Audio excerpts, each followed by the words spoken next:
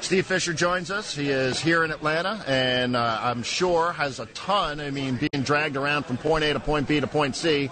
Coach, good to talk to you. It was nice to see you a couple hours ago. Hi, Darren. Good to talk to you. Yeah, you run into all sorts of people. You and I are both heading to the elevator and had a chance. We've been missing one another all weekend, but happy to be on with you.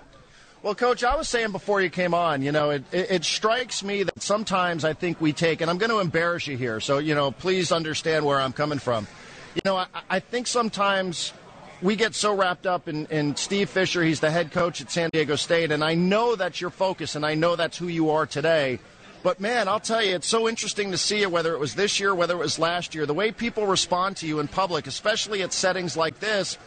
What's it like to be Steve Fisher at an event like this and have everybody want to take a picture with you, have everybody wants your autograph? What's that like for you? Well, you're being kind. I don't know that everybody wants to. Sometimes, Darren, it's the mob mentality where somebody sees somebody taking a picture with a guy. They don't even know who you are half the time. Go over there and ask him if you can take a picture with him, and go over and get an autograph from him. But I think that the fans who come here to the Final Four, some of them with their young kids, and I've had a lot of what looks to be 10, 11-year-olds that come up for autographs with their dad in the background wanting to get a picture, and those are the ones that you enjoy doing. You get some, though, Darren, that they're like the professionals that come out and they say, well, you signed this, they have these little, you've seen them, these little blocks of what's the floor with the logo on it. And they go from 1 to about 6 that they pull out of a bag. That the moment they get everybody to sign them, they put them up on some site to sell or sell them to somebody else. So it can get crazy if you're a lobby lizard, which I try not to be.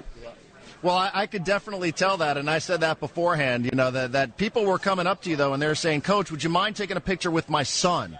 You have people who aren't even old enough really to appreciate what it is that you do for a living, and people still want to capture a picture of you with their children. Does that ever get old? Does that ever get tired? No, it doesn't. I think I won't call it an obligation, but I think that's a responsibility that all of us should really look forward to and feel good about when you're doing it. So from that standpoint, no, I think that's an honor but also a responsibility that you should take the time to do it. Last year we had the opportunity to fly with you. We were on the same flight going to New Orleans, and I just told the story about how many people would get on the flight and say, hey, Coach Fisher, we love what you're doing at San Diego State, and best of luck to you, and hopefully someday you guys are in the Final Four, and we're going to watch you guys play. But this obviously is a little bit different because of Michigan being in the Final Four. So what has it been like for you not only to be here and to be recognized for who you are and what you've done, but also to be surrounded by so many people who remember you intimately from your days in Ann Arbor?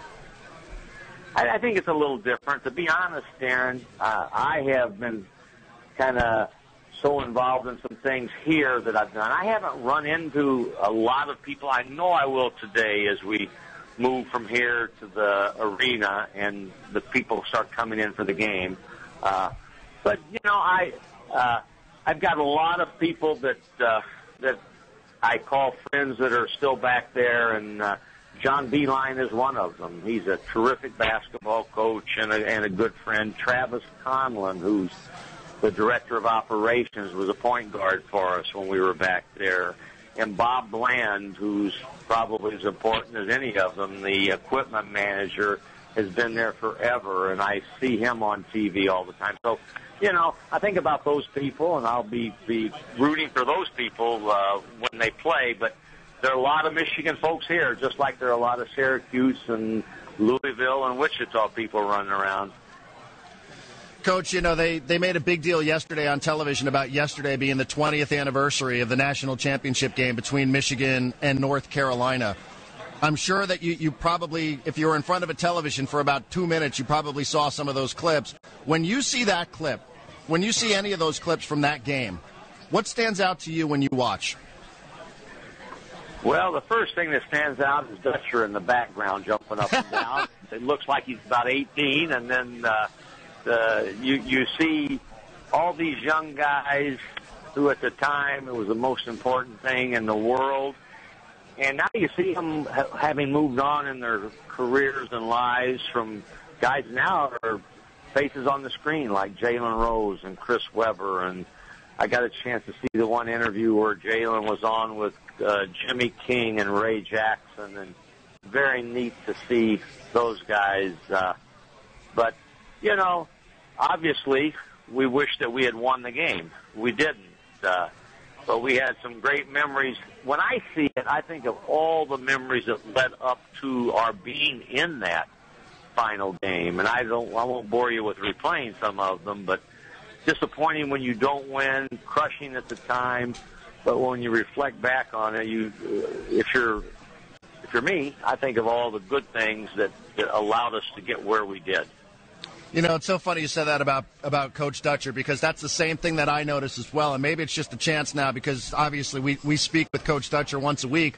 But that's the number one thing that stands out to me is him in the background throwing his hands up over his head. He really does stand out. And you're right. He did look, I mean, both of you guys, it's hard to believe that was 20 years ago. I know. Isn't that the truth? It really is hard to believe it was 20 years ago. It is. You know, and one thing I didn't realize, and I won't, bore everybody here with Michigan forever. I'm going to ask you about San Diego State in a second. But one thing I didn't realize, and this is something I saw on television, I saw Jalen saying that, it's about time that Michigan accepted the Fab Five back in. And I didn't realize that there was that disconnect there. Is there truly a disconnect between that team, that group, and the university? I think, Darren, probably in some circles, and that might be the blue coat and tie, gray hair, older folks, and some folks that are either in the upper administration or were in the upper administration that might feel that way. I think if you're a young person who was there at the time they came through, you would have nothing but good things to say about them, their accomplishments, and what they did for college basketball, first and foremost at Michigan, but then across the country.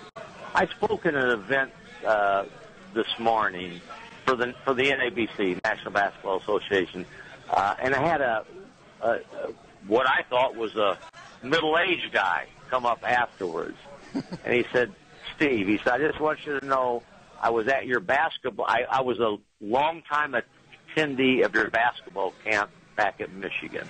And he said some nice things about me, but then he went on to say, he said, "The highlight of my run at your camp, and a memory I'll have forever," he said, "when I scored a basket at your camp and Juwan Howard high-fived me as I ran by him."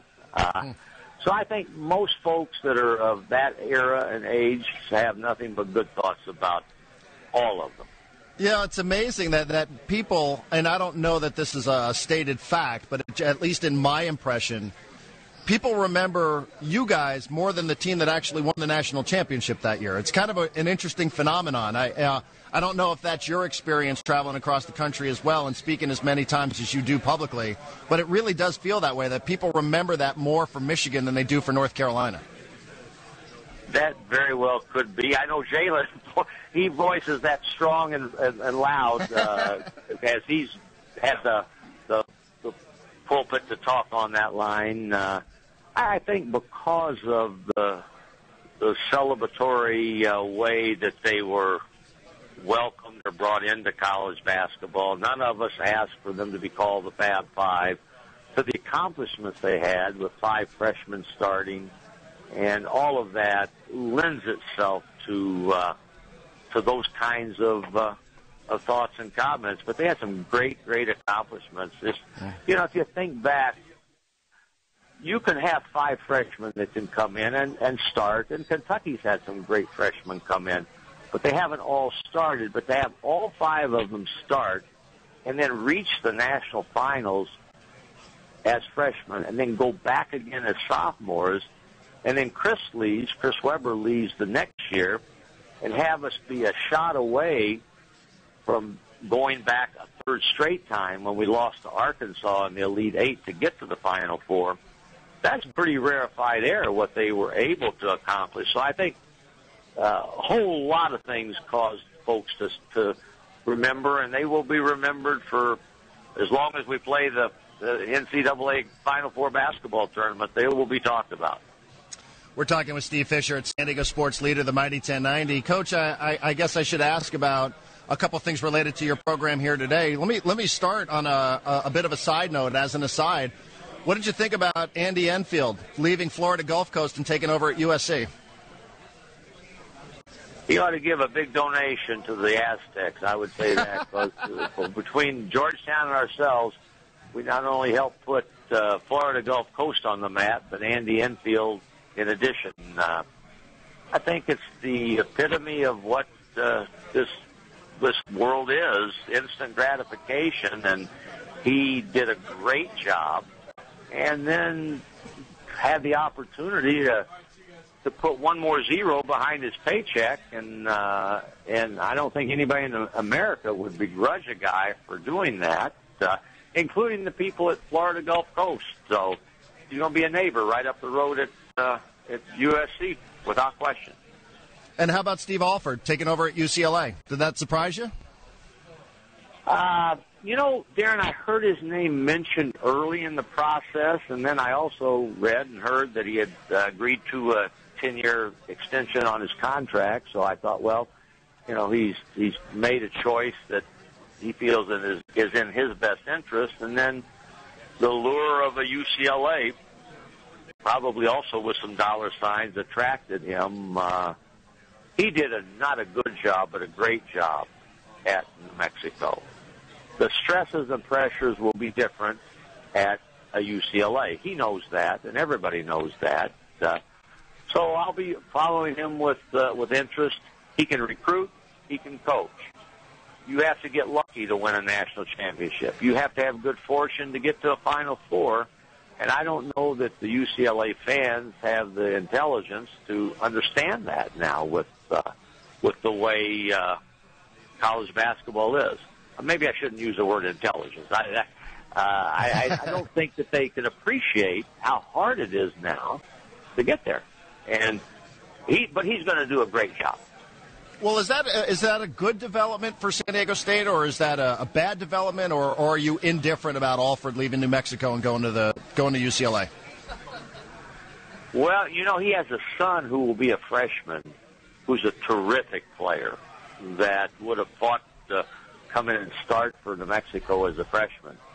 So you're taking a good coach and one of his premier incoming players away from them. Craig Neal, I've known for a long time. He was, like Brian Dutcher is with me, first lieutenant, very, very capable, done everything a head coach does. He will now move one seat over, and I think Craig will do an exceptional job with the New Mexico program. It will be different, and I know the expectations at New Mexico, with everybody coming back, will be heightened. But I do think that he'll do a good job there. Coach, two quickies before we let you go, on specifically about your program. Number one, speaking of UCLA, there's a lot of UCLA alumni in San Diego, and it seems like some of them have set their sights on Tony Bland. Do you have any sense whatsoever about Tony's future with San Diego State? I really don't, Darren. I think when you have success and when you're part of it, it's the same way we talk with all our players and everybody. When the team wins, everybody wins. And Tony's been a valuable part of San Diego State basketball for a long time, from the moment he came here as a player. So winning our first postseason game with Tony is in the helm. He loves where he is, and yet if somebody... And to this point, I don't know that anybody has said we want to talk with him, but I think that comes with the territory no matter where you are. When there's success, people say, well, why were they successful? Who could we get to help us be as successful? So we're hopeful that Tony will be with us, but, time will tell what happens with everybody. Is there anything you could do at this point, or are you truly just kind of at the mercy of what's going to happen, and if something's going to happen, it's going to happen? I think it's the latter. Again, when you are at a school that has the lucrative TV contracts like some of the leagues do, and the Pac-12 definitely has that. You know that, how much money they generate and bring in. They can do whatever they want from a financial standpoint. You saw what they're going to pay Steve Alford, and so all of these things factor in. If you can double your salary someplace else, then people probably say, well, okay, let's talk. I will also say, and this is for having gone around the block more than once or twice, which I have, sometimes money is not everything. Obviously, we all want to make money and be able to have a lifestyle.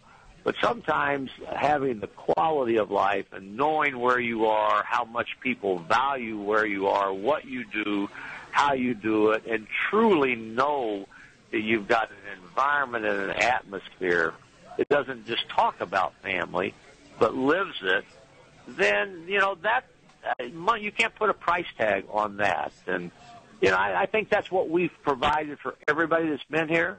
And I think that's why we've had a lot of coaches that have come and said, I want to be a part of this for a long, long time. And last question, I guess, would be a similar question about Jamal Franklin. Any idea about his future? I don't, Darren. I have done what I did last year for him, what we did for Kawhi, fact-find. I've talked to Stu Jackson. He's going to put me in touch with another person affiliated with the NBA when I get back on Monday to get the, what they do when they have the 19 or 20 or 30 of these NBA clubs tell you, well, here's what we think of player A, and then share that with Jamal, and then he and his mom. I will give them my thoughts in terms of what it all might mean, and then obviously they will have to make a decision. Well, Coach, obviously Syracuse, that's the one of the four teams here that you guys have faced. I'll end on one basketball note here as it relates to the games coming up a little later on. How do you prepare to beat that zone? Number one, you play inside. If they open some of those doors in the Georgia Dome and get that wind blowing like it did on the USS Midway, you could ticket them to cut down the nets on Monday. You close the doors and have a pretty good environment to shoot at, and now you got to say, how are they going to guard all those 3-point shooters that Michigan has? But they are playing tremendous basketball right now, and what they've done to get here would obviously make them a great challenger to win the national championship. I think that game in particular will be a terrific basketball game. But they're good. They're so long. You can't practice that length that they throw at you with that defense. What's interesting, too, is wondering a little bit about Boeheim's future. How much longer is Jim going to go? If they happen to cut down the nets here, there's a lot of people I know specifically inside the Big East who think, he maybe doesn't want to go to the ACC next year. So that kind of becomes one of the subplots this year, is thinking about the future for Jim Boeheim. I would agree with you that it does, but I would also say that I think that regardless of what happens with him this weekend, that he will be back next year to coach, and coach obviously in a whole different league, the ACC. I think he enjoys what he does. He has the ability to step away for a while after the season's over because of the quality and kind of program that he has. He's got great people with him. And I think that, coupled with the success and everything, that he, in my opinion, and I'm a good friend with Jim Boeheim, but I haven't talked to him specifically, and he probably wouldn't share it with me anyway, exactly what he's going to do. But I will be very surprised if you don't see Jim Boeheim running the sidelines, coaching in the ACC next year, regardless of whether they win the championship or lose this afternoon. Well, Coach, it's a pleasure. Thank you very much for the time on the radio, and thank you very much for stopping and saying hello upstairs in the lobby here. It was a pleasure to see you and Mrs. Fisher as well. Okay, Darren, thank you, sir. I appreciate it. You guys have done a great job, and I know all the listeners back at San Diego are tuned in to get all the little extra nuggets that you guys provide for them. You do us all a great service, so we appreciate you. Well, thank you, Coach. Have a great weekend. Thank you. That's Steve Fisher Bye-bye. Stopping by. San Diego State head basketball coach, for a couple of minutes. And, again, we saw Coach Fisher upstairs. Told him we were going to be down here on Radio Row. I mean, he's, staying about, I don't know that he's in this hotel, but he was in the hotel, in the lobby a little bit earlier. And as he said off the top of the interview, signing pieces of wood and pieces of a floor and basketballs and everything else. That just comes with the territory when you're Steve Fisher, and he's a big deal at events like this. So that's good stuff there about Tony Bland and about Jamal Franklin. We'll take a timeout and be back. I'm Darren Smith. It's 10:37. San Diego Sports Leader, the Mighty 1090.